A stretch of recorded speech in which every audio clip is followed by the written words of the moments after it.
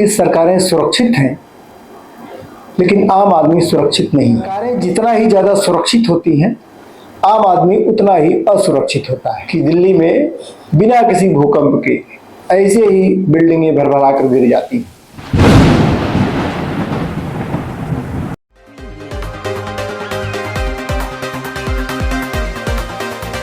नमस्कार, स्वागत है आपका।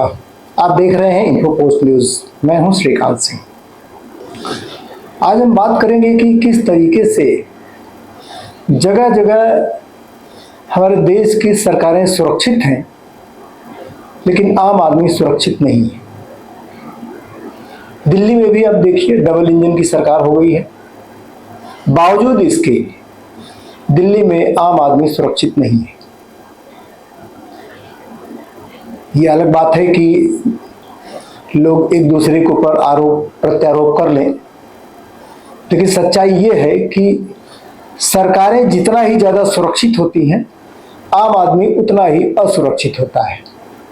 हम बात कर रहे हैं दिल्ली हादसे की, जो अभी आज की मॉर्निंग में एक 4 मंजिल की बिल्डिंग भरभरा कर गिर गई और उसमें पहले बताया गया 4 लोगों की मौत हुई, फिर बताया गया 8 लोगों की, और अब मौतों की संख्या 11 हो गई है और उस मलबे से लोगों को निकाला जा रहा है। दिल्ली जो पहले एक कम ऊंचाई वाला शहर था, उसकी ऊंचाई पर 1990 के दशक तक प्रतिबंध 11 मीटर था। उसे बाद में बढ़ाकर 12.5 मीटर कर दिया गया।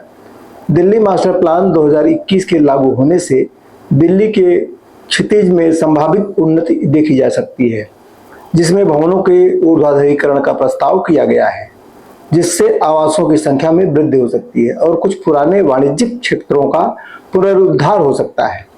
2007 में दिल्ली मास्टर प्लान 2021 की घोषणा की गई, जिसमें भवन की ऊंचाई को 15 मीटर तक शिथिल कर दिया गया। उसे बाद में संशोधित कर 17.5 मीटर कर दिया गया, लेकिन यह केवल स्टिल्ट पार्किंग वाले भवनों के लिए ही लागू होगा। जैसा कि दिल्ली मास्टर प्लान 2021 में कहा गया है, इमारत की अधिकतम ऊंचाई बिना स्टिल्ट पार्किंग वाले प्लाट में 15 मीटर और स्टिल्ट पार्किंग वाले प्लाट में 17.5 मीटर होगी। ऐसी आवासीय इमारत को ऊंची इमारत नहीं माना जाएगा। आग और जीवन सुरक्षा आवश्यकताओं के उद्देश्य से व्यक्तिगत प्लॉट मालिक द्वारा अग्निशमन विभाग की मंजूरी ली जाएगी। सभी प्लॉट में पार्किंग के लिए स्टिल्ट फ्लोर के साथ 16.5 मीटर की ऊंचाई होगी। दिल्ली की जनसंख्या लगभग 17 मिलियन बढ़ चुकी है और ऊर्ध्वाधर विकास के अभाव के कारण एनसीआर क्षेत्र में शहर के चारों ओर नए शहरी समूह बनने शुरू हो गए हैं। इमारत की ऊंचाई इमारत की अधिकतम ऊर्ध्वाधर ऊंचाई है, जिसे प्रवेश द्वार पर प्लिंथ स्तर से पैरापेट या छत पर सबसे ऊंची संरचना तक मापा जाता है। पैरापेट दीवारों, चिमनी, वेंट और छत के उपकरणों की ऊंचाई को इमारत की कुल ऊंचाई से हटा दिया जाता है। अधिकतम 15 मीटर की ऊंचाई के साथ निर्मित की जा सकने वाली मंजिलों की कुल संख्या 4+ स्टिल्ट है, जो कि 5 मंजिलों के बराबर है। बता दें कि पिछले सप्ताह भी कुछ ऐसा ही हादसा हुआ था। 11 अप्रैल को दिल्ली के मधु विहार में एक निर्माणाधीन इमारत की दीवार गिर गई थी। घटना मधु विहार पुलिस स्टेशन के पास हुई थी। इस हादसे में एक व्यक्ति की जान चली गई और 2 लोग घायल हो गए थे। इस संदर्भ में पूर्वी दिल्ली के एडीसी विनीत कुमार ने बताया था, हमें शाम करीब 7 बजे एक पीसीआर कॉल मिली थी। दिल्ली में बिल्डिंग गिरना कोई नई बात नहीं है। अभी इसी सप्ताह एक और बिल्डिंग गिरी थी, जिसमें एक व्यक्ति की मौत हो गई थी। और अगर इसका इतिहास देखें तो लगातार दिल्ली में बिल्डिंगें गिरती हैं, लेकिन उससे कोई सबक नहीं लिया जाता। दिल्ली के अलग अलग इलाकों में बिल्डिंगें कितनी जर्जर हैं, जो कि बिना भूकंप के गिर रही हैं। अगर दिल्ली में कोई ठीक ठाक भूकंप आ जाए तो अनुमान लगाया जा सकता है कि पूरी दिल्ली तहस नहस हो सकती है, पूरी दिल्ली पस्त हो सकती है। और ये आप जानते ही हैं कि दिल्ली भूकंप के कितने खतरे के जोन में है। इसके बावजूद दिल्ली में भवनों की मजबूती पर कोई ध्यान नहीं दिया जाता। मैं बिना संकोच के कह सकता हूं कि ये कमजोर भवन भ्रष्टाचार की वजह से बन पाते हैं।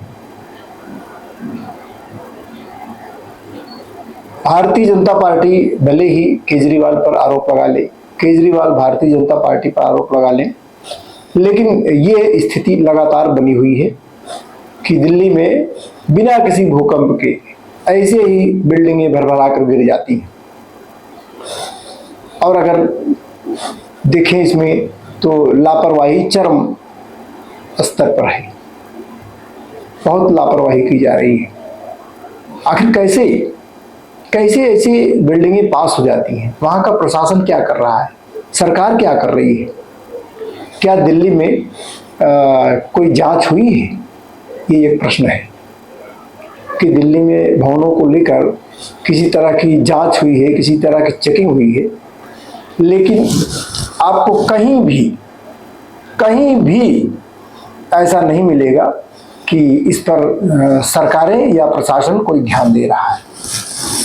बिल्डिंगें गिरती हैं, शोक जताया जाता है, बचाव कार्य चालू होते हैं और उसके बाद लोग सो जाते हैं। ऐसे में आम आदमी कैसे सुरक्षित हो सकता है? और अगर हम इतिहास देखेंगे बिल्डिंगें गिरने का, तो वो जाहिर होता है कि ना तो भ्रष्टाचार रुक रहा है और ना लापरवाही से लोग तौबा कर रहे हैं। लोग मरते हैं और उस घटना को भुला दिया जाता है। हम दिल्ली हादसे की गहराई तक जाएंगे और देखेंगे कि क्या कारण हो सकता है कि बिना किसी उसके बिल्डिंग भरभरा कर गिर गई।